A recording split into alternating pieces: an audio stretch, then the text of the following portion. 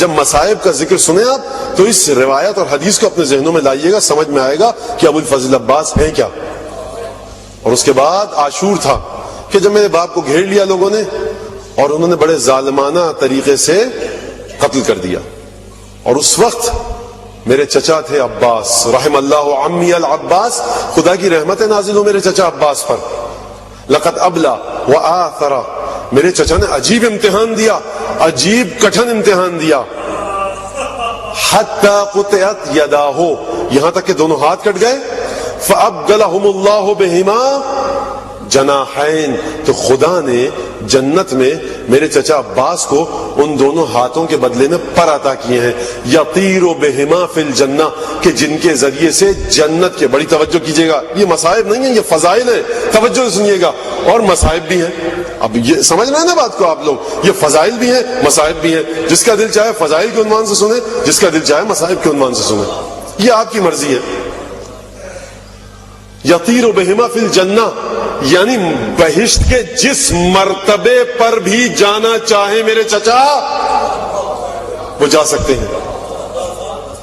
وَإِنَّ لِعَمِّيَ الْعَبَّاسِ مَنزِلَةً, اور میرے چچا عباس کی منزلت قیامت میں یہ ہے کہ یغبط بها جمیع الشہداء والملائکہ یوم القیامہ, کہ تمام شہداء جب قیامت میں میرے چچا عباس کے مقام کو دیکھیں گے نا تو رشک بھری نگاہوں سے دیکھیں گے.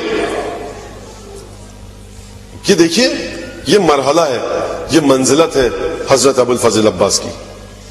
ہر دور میں انسان کا حشم ہو جائے, ہر دور میں انسان کا حشم ہو جائے, مینارہ تہذیب امم ہو جائے, لکھے گا وہی ہاتھ وفا کی تاریخ جو ہاتھ قلم ہو کے علم ہو جائے.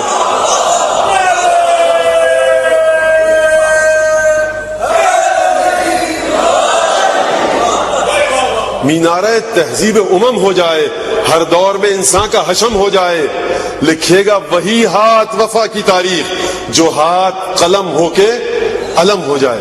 کیا ایہام دیکھیے, توریہ دیکھیے, زومانے گفتگو دیکھیے, خدا کی قسم بڑا عمدہ شعر ہے. میری نظروں سے آج تک ایسا شعر, ایسی ربائی نہیں گزری ہے. دیکھیے یہ ابو الفضل عباس ہے. جب جاؤ کان واللہ مستکمل الایمان نافذ البصیرہ, ہمارے چچا عباس ایمان کے آخری درجے پر تھے. یہ ایمان کے آخری درجہ کیا ہے؟ سلمان ایمان کے آخری درجے پر تھے, غیر تھے, اہل بیت میں سے ہو گئے. تو سوچئے جو 10ویں درجے پر ہو اور اہل بیت میں سے ہی ہو وہ کہاں ہوگا؟ سلمان جب غیر تھے اہل بیت ہو گئے, جو اہل بیت میں ہوتے ہوئے ترقی کرے وہ کہاں ہوگا؟ سلمان 10ویں درجے پر ہیں, ایمان کے آخری درجے پر ہیں. فرمایا سلمان من اہل البیت, سلمان بحر لا ینزف و کنز لا ینفد, سلمان ایسا خزانہ ہے جو کبھی ختم نہیں ہوگا, ایسا سمندر ہے جس کی تہ تک نہیں پہنچا جا سکتا. تو سوچئے جو ہو صلب علی ابن ابی طالب سے, جس نے شیر ام البنین پیا ہو, وہ کتنا عظیم گہرا سمندر ہوگا, وہ کتنا بڑا خزانہ ہوگا. اس لیے حضرت آیت اللہ العظمی السید علی قاضی طباطبائی کو, کہ جب آپ اخلاقی ترقی اور عرفانی ترقی کی منازل طے کر رہے تھے, کبھی نجف, کبھی کربلا, کبھی امام حسین کی زری, کبھی امیر المومنین کی زری, کبھی اس کی زری, اس امامزادے کی, کبھی اس امامزادے کی, کبھی یہاں امام کے پاس, کبھی اس امام کے پاس تھے, تو کربلا میں کسی نے آ کر اطلاع دی. اب اطلاع دینے کا انداز کیا تھا یہ چھوڑ دیجئے.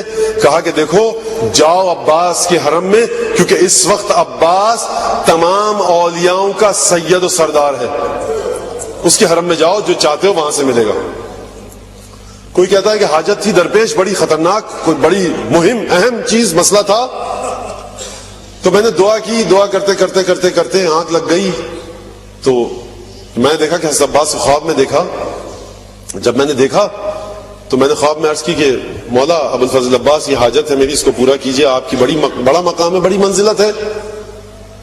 حضرت عباس نے درخواست بھیجی, شفاعت بھیجی رسول خدا کی بارگاہ میں.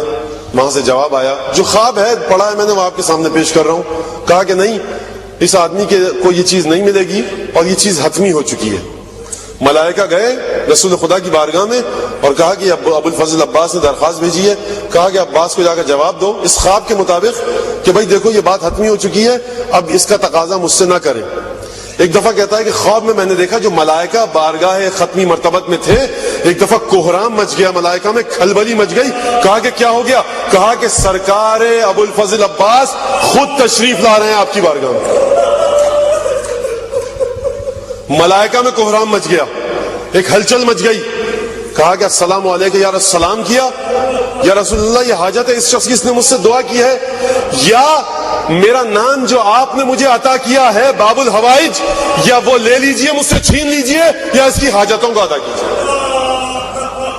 باب الحسین ہے ابو الفضل عباس۔ مومن کو یہ کہا گیا ہے، اب دیکھیے زیارت پہ آئیے ذرا، السلام علیکم یا ابو الفضل عباس، سلام ہو ہمارا آپ پر۔ آپ کون ہیں؟ سلام اللہ و ملائکتہ و سلام و ملائکتہ المقربین۔